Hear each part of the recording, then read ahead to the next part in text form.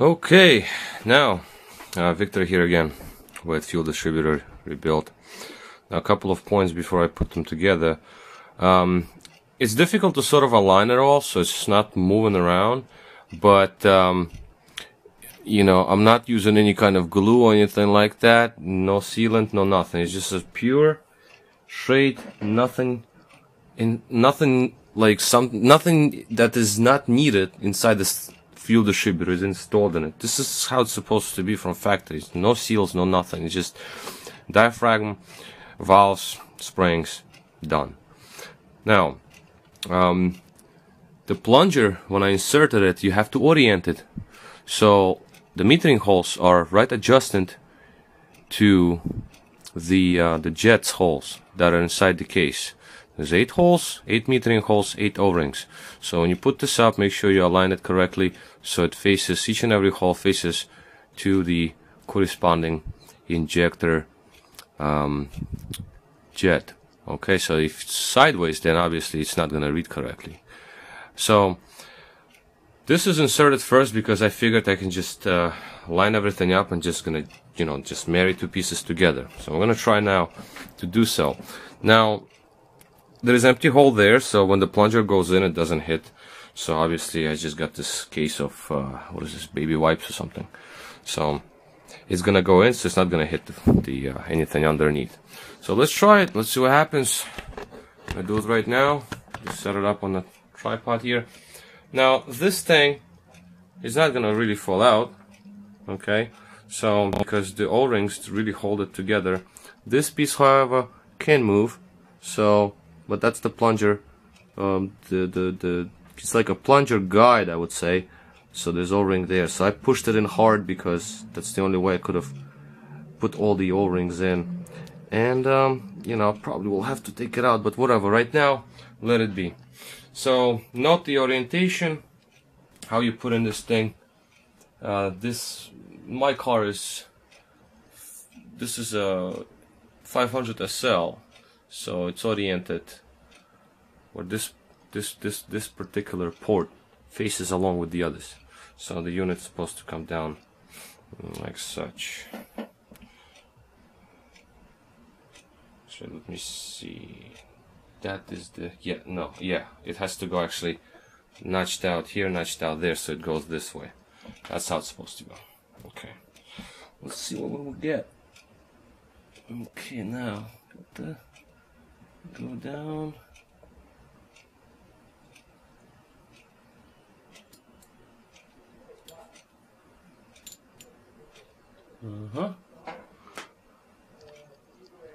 Yep. So it's made it, and I heard all the springs move, so they got into their corresponding openings. Diaphragm, shifted slightly, is no big deal. I don't see it being a problem. Now I'm looking through ports, want to make sure that they're closed, and I can see that white metering disc through, and I do see them. That's very nice. So it appears to be, just gonna wiggle it a little bit, just make sure that they sit in, and should be good to go. Just let it like sort of settle down, and yeah, that looks to be okay. Yeah, I can tighten it, I think. Actually, I'm gonna just try to move these a little bit, see what happens. Okay, yep, that's good. Right, sit on top of the other. Okay, okay. Oh, hey, this one is off.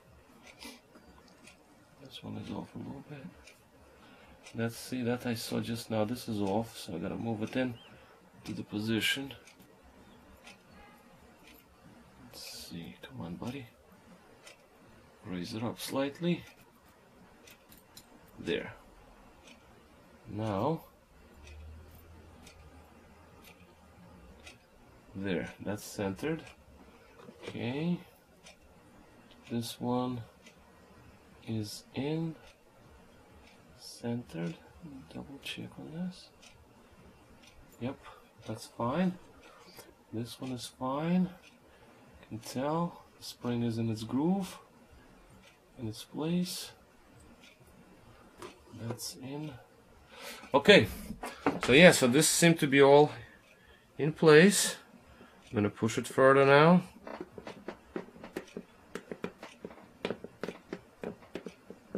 Kind of try to do it uniformly because plunger comes out. I guess I'm gonna have to put lots of force, or maybe even use those screws to actually press it in together because it's very difficult. So, or I'm thinking maybe I should just lubricate it a little bit. Maybe that's gonna help slightly. It'll go into that O-ring. Let's see if I can push it down. There you go. Honey, I'm home. And this is nice. A little bit of lubrication helped to join them together. Everything seemed to be nice. Okay. Now there is this knot here that goes together with the fuel distributor. So from what I remember, when I would tighten it, the guide for the plunger would have been flush. So what I'll do right now is, well, I'm gonna leave it on, but I'm going to check the plunger, of course, too, to make sure it moves nice and free. Yeah, it's very nice. Very nice. Okay, so what I'm gonna do next is I will actually put a couple of screws so it stays in place. You know, the bolts that hold it together, hold two cases together. Here we are.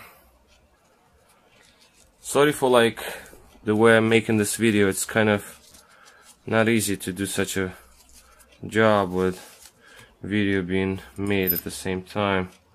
So setting up these screws down.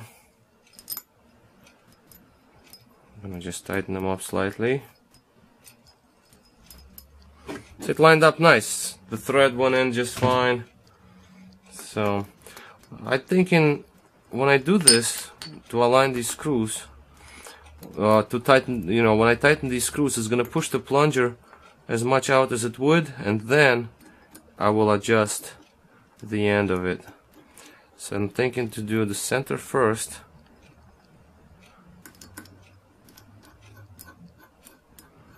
Okay. So I'm just not tightening them right away. I just wanted to kind of like when you tighten the wheel, just go sideways, like as much as turn pattern you can do, get out of this. But it's going down. It's going down well.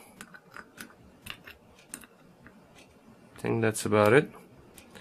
Okay, so oops, the surface doesn't matter as long as you don't damage the ring internally. Oh yeah, it matters. Now, so I'll just set down 4 bolts, and next thing I'll do, because in reality I'm gonna tighten this nut, and when I tighten this nut I see that the plunger case is not flush. Also, the guy who tried to rebuild this first took out a little shim. There's supposed to be a shim so the nut would not unwind itself, so he took it out. So now I have to compensate for that as well. He never installed it back. So what I'll do is I'm gonna just go on top thread only, like such. Then I'm gonna pull it slightly like such, and we'll tighten it a little bit. See what we get in terms of the height. Now remember, I have to compensate for that shim that he never put in, so I'm gonna make it come out just slightly more, but Plunger moves nice. Very nice, actually. Like it. Very smooth. So, and that's the stop, because I would assume the shim, because I remember I took it apart before mailing it. I remember how it was. The shim would have been like such, and then the plunger actually would be a little more flush. So I can do is I can take the screwdriver, and maybe I can move it. No, I can't, too tight. And I don't want to scratch the shaft, so I'm gonna open it up again slightly. And then I'm gonna push it in a little bit. There. That should do. I'm gonna put the nut back on. I'm not gonna tighten it yet. I'm going to put it in the car right now. I'm gonna try to start the car. See what we get out of it. So, just I guess, just a little bit hand tighten it, because I have to test the idle and all that. So I test everything. If everything's fine, then I can tighten it up and put some thread lock maybe, because again, he just threw away my retaining shim, and without the shim you cannot set up the height, and when you take it all apart first you have to record the height. So I don't know if he did that or not, and so I had no reading because I thought that would be done professionally, but you know, the previous by my previous videos, you know what happened to this thing. So right now I'm gonna put the rest of them back in. Same thing you're gonna do, pretty much the start pattern. One here, one here. That's, I think, is how to do it properly, because you preload as even as you can. And obviously I'm gonna tighten it with the ratchet.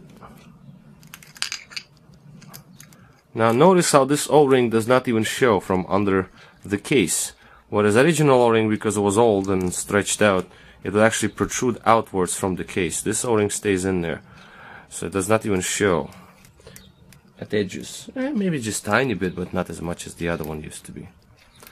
Alright, so we got this set up. I'm gonna tighten it up. I'm not gonna go crazy on it because it's still kind of fresh. I don't think it needs that much of the tightening.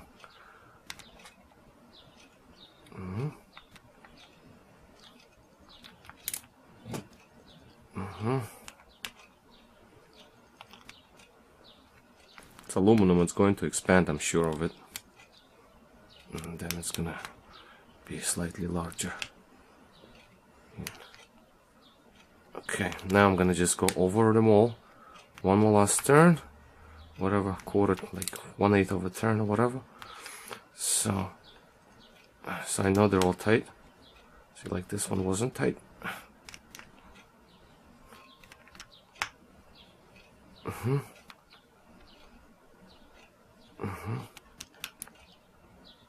Tight.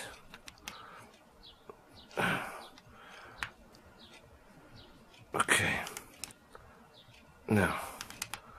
Okay. So this is it. I mean, this plunger moves nice.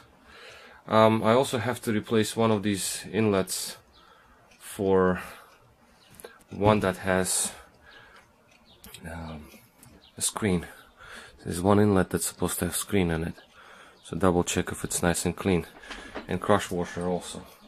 So I'm gonna clean it up, determine which one has that screen, and off we go to install it on the car. So next part coming up soon.